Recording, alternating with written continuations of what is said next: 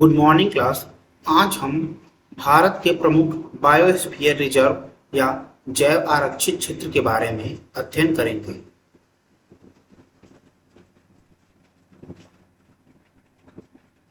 Biosphere reserve क्या होता है?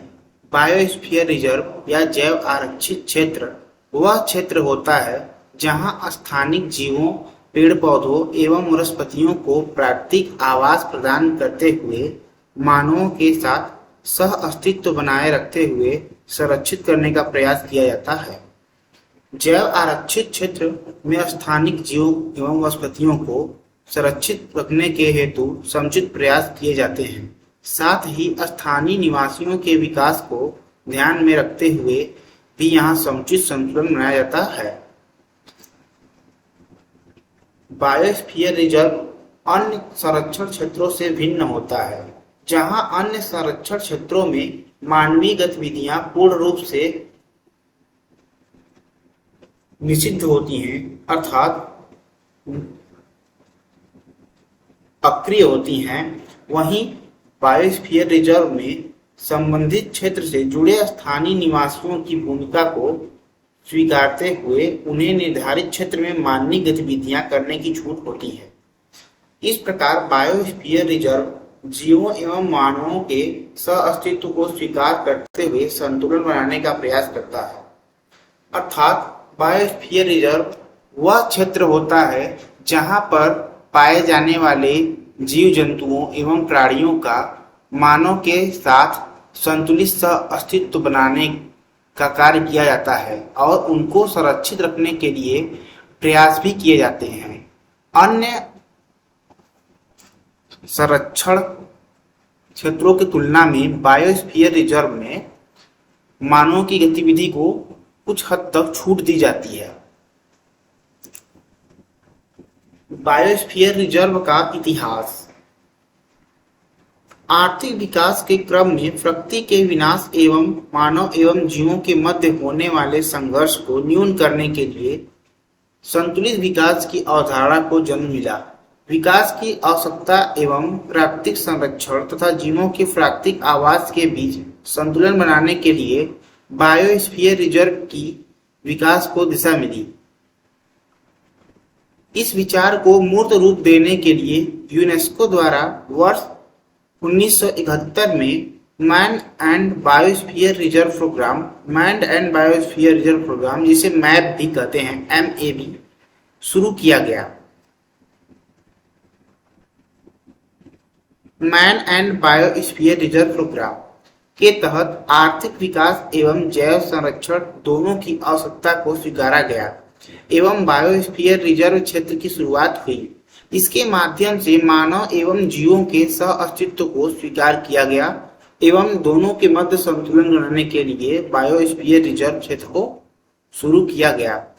अर्थात कहने का तात्पर्य यह है, सन 1971 में मानव एवं जीवों के मध्य सह अस्तित्व को बनाने के लिए man and biosphere reserve programme, MAB programme के द्वारा बायोस्फीयर रिजर्व को बनाना जाना प्रारंभ किया गया। यहाँ पर एक नोट पॉइंट ये है, बायोस्फीयर शब्द को एडवर्ड सुएस ने दिया था।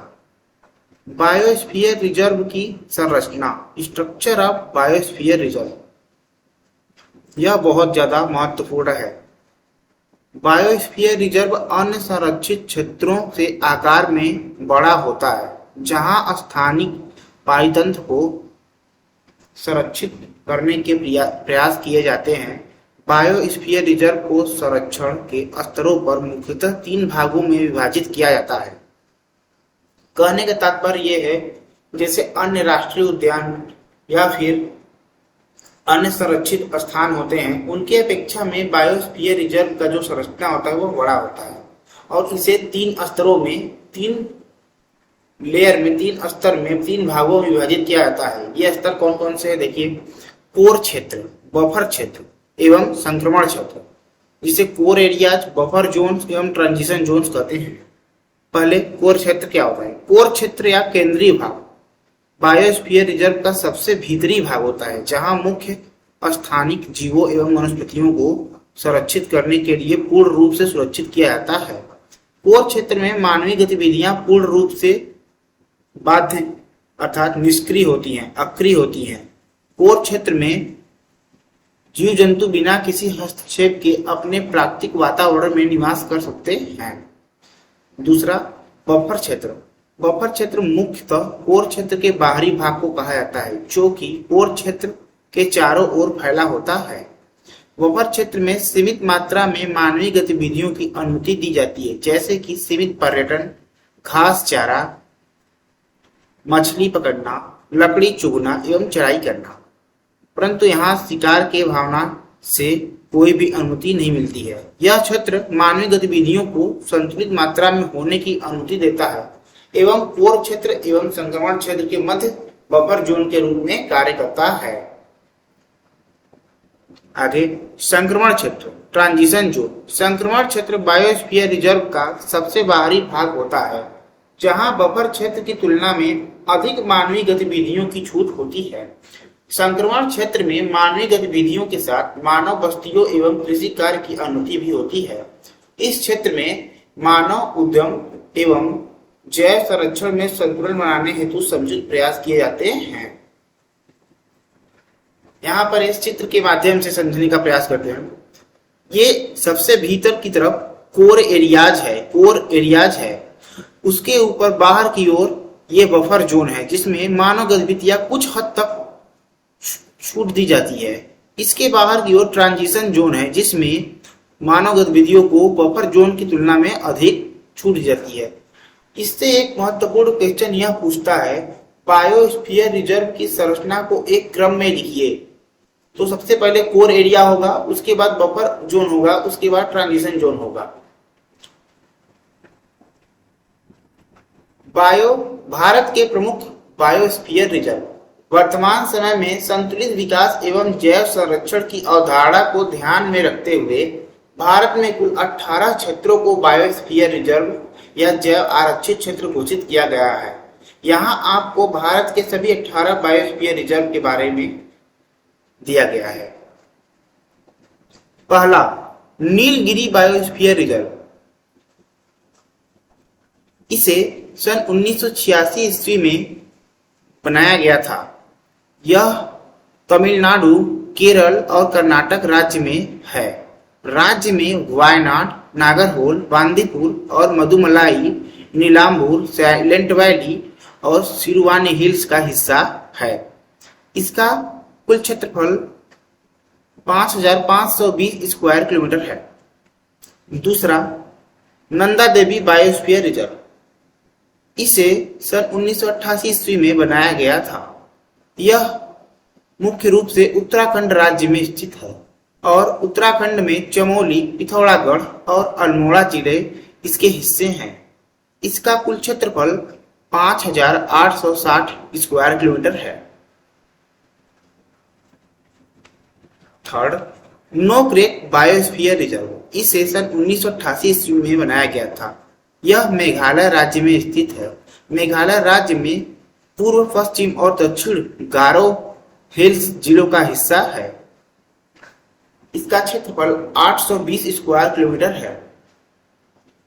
आगे, ग्रेट निकोबार बायोस्फीयर रिजर्व। इसे सन 1989 ईस्वी में बनाया गया था।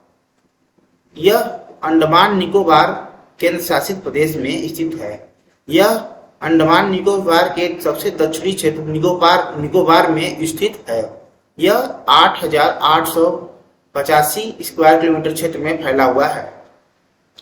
नेक्स्ट, मन्नार की खाड़ी बायोस्फीयर रिजर्व। इसे सन 1989 ईस्वी में तमिलनाडु राज्य में बनाया गया था। राज्य में मन्नार की खाड़ी का भारतीय हिस्सा उत्तर में रामेश्वरम द्वीप से दक्षिण में कन्याकुमारी तक फैला हुआ है। इसका क्षेत्रफल 10,500 स्क्वायर किलोमीटर है। यह क्षेत्रफल के दृष्टि से दूसरा सबसे बड़ा बायोस्फीयर रिजर्व है। मानस बायोस्फीयर रिजर्व। इसका निर्माण सन 1989 ईस्वी में असम राज्य में किया गया था। असम राज्य में कोकराझार, बोगाईगांव, बारपेटा, नलबाड़ी, कामरूप और दारंग जिलों का हिस्सा है। इसका क्षेत्रफल 2837 स्क्वायर किलोमीटर है। Sundarban biosphere reserve. Sundarban biosphere reserve सन 1989 ईस्वी में बनाया गया था। यह मुख्य रूप से पश्चिम बंगाल राज्य में गंगा और ब्रह्मपुत्र नदी के डेल्टा हिस्सा का भाग है। इसका क्षेत्रफल 9630 स्क्वायर किलोमीटर है। Similipal biosphere reserve. Similipal biosphere reserve को सन 1994 ईस्वी में उड़ीसा राज्य में बनाया गया था। यह उड़ीसा राज्य के मयूरभंज जिले का हिस्सा है। इसका क्षेत्रफल 4374 वर्ग किलोमीटर है।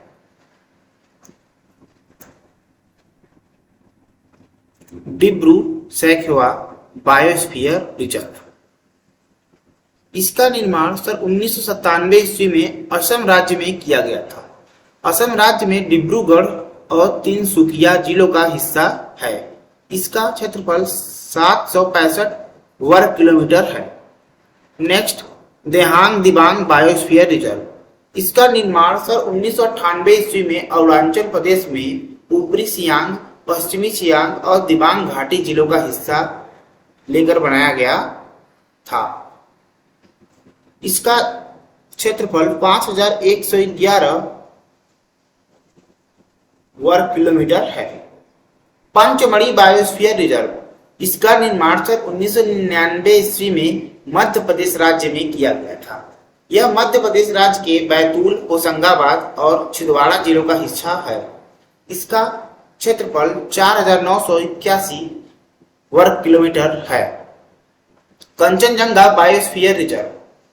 कंचनजंगा बायोस्फीयर रिजर्व को सन 2000 वर्ष में सिक्किम राज्य में बनाया गया था। सिक्किम राज्य के उत्तर और पश्चिम जिलों का हिस्सा है। इसका क्षेत्रफल 2619.92 वर्ग किलोमीटर है। अगस्त्यामलाई बायोस्फीयर रिजर्व। अगस्त्यामलाई बायोस्फीयर रिजर्व का निर्माण सन 2001 ईस्वी में तमिलनाडु और केरल राज्य में किया गया था। राज्य में तमिलनाडु तिरुवेनुवेली और कन्याकुमारी जिलों का हिस्सा है और केरल राज्य में तिरुवनंतपुरम, कोल्लम और पठानमथिट्टा जिले का हिस्सा है। इसका क्षेत्रफल 3500 वर्ग किलोमीटर है। अचानकमार अमरकंटक बायोस्फीयर रिजर्व को सन 2005 ईस्वी में मध्य प्रदेश और छत्तीसगढ़ राज्य में बनाया गया था। मध्य प्रदेश के अनूपपुर और डिंडौरी जिले, जबकि छत्तीसगढ़ के बिलासपुर जिले का हिस्सा है। इसका क्षेत्रफल 3835 वर्ग किलोमीटर है। कच्छ बायोस्फीयर रिजर्व, जिसका निर्माण सन 2008 ईस्वी में गुजरात राज्य में किया गया था। गुजरात राज्य के कच्छ, राजकोट, सुरेंद्रनगर और पाटन जिलों का भाग लेकर इसका निर्माण किया गया था। इसका क्षेत्रफल 12,454 वर्ग किलोमीटर है। भारत का सबसे बड़ा biosphere reserve Kutch biosphere reserve है। कोल्ड डेजर्ट बायोस्फीयर रिजर्व का निर्माण सन 2009 ईस्वी में हिमाचल प्रदेश राज्य के पीन वैली नेशनल पार्क और आसपास चंद्रताल और सरचू और किब्बर वन्यजीव अभ्यारण्य को लेकर बनाया गया था। इसे शीत मरुस्थल बायोस्फीयर रिजर्व भी कहते हैं। इसका क्षेत्रफल 7,770 वर्ग किलोमीटर में फैला हुआ है। Next, Seshachalam hills biosphere reserve. इसका निर्माण सन 2010 ईस्वी में आंध्र प्रदेश राज्य में किया गया। आंध्र प्रदेश राज्य के पूर्वी घाट, शेषचलम पहाड़ी श्रृंखला, चित्तूर, कटप्पा जिलों के हिस्सों में को लेकर बनाया गया, जिसका क्षेत्रफल 4,755 स्क्वायर किलोमीटर है। पन्ना बायोस्फीयर रिजर्व। इसका निर्माण सन 2011 ईस्वी में मध्य प्रदेश राज्य में किया गया। राज्य में पन और छतरपुर जिलों का हिस्सा लेकर इसका निर्माण किया गया। इसका क्षेत्रफल 2,998 स्क्वायर किलोमीटर में फैला हुआ है। अब हम सारे बायोस्फीयर रिजर्व को मैप पर देखेंगे। सबसे पहले हम नीलगिरी, जो कि भारत का पहला बायोस्फीयर रिजर्व है, नीलगिरी। नेक्स्ट नंदा देवी, जो कि भारत का दूसरा बायोस्फीयर रिजर्व है। नेक्स्ट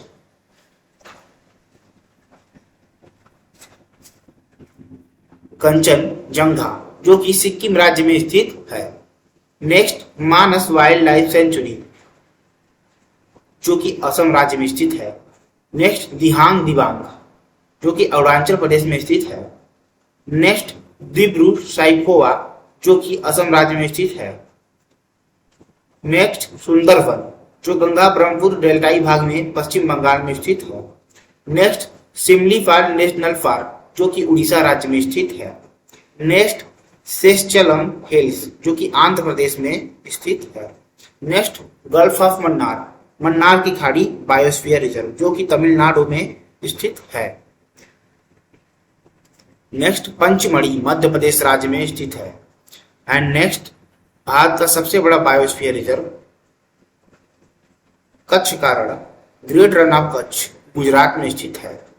एंड सबसे लेटेस्ट बायोस्फीयर रिजर्व पन्ना बायोस्फीयर रिजर्व, जो कि मध्य प्रदेश में स्थित है।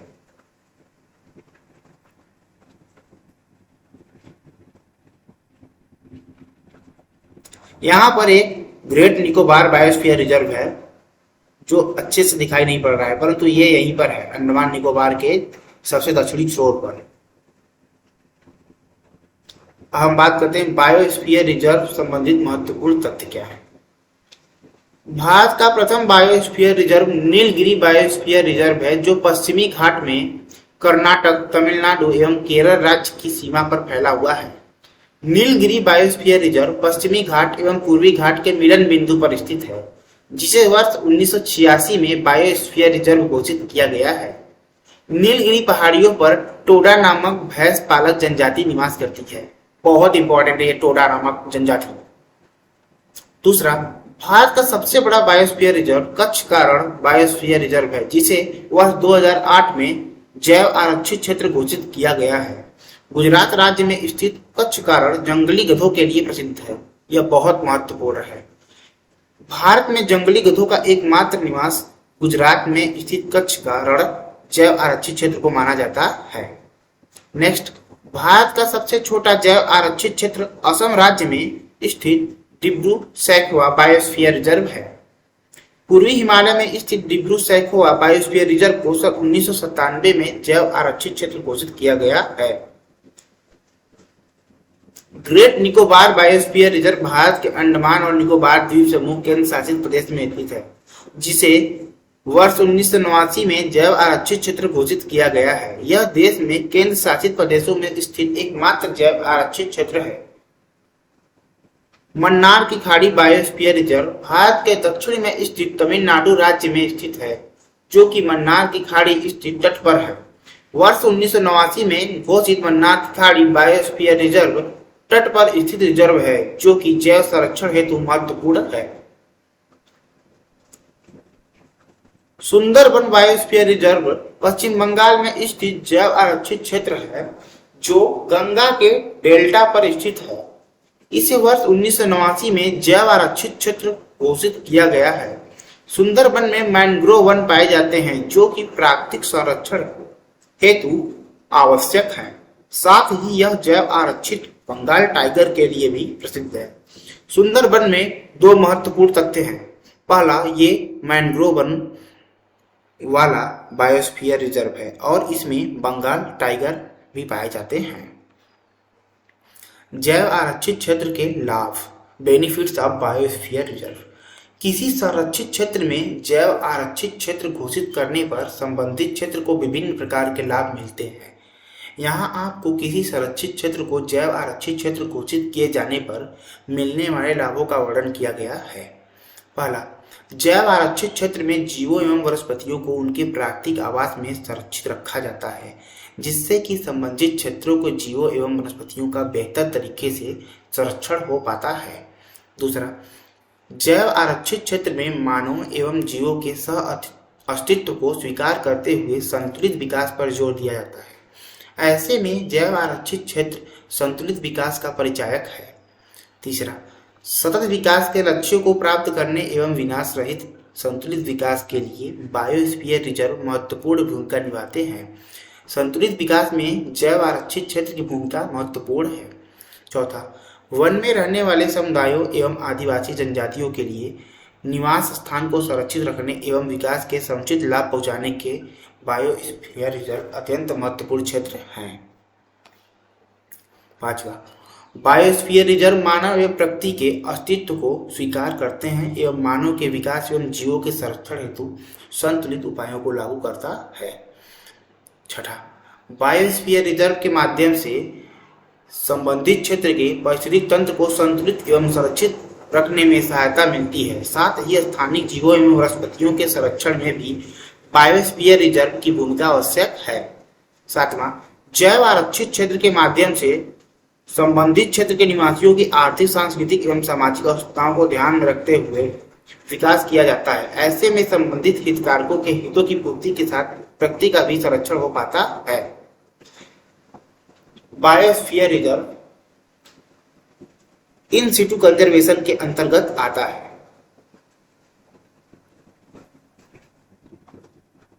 Thank you class.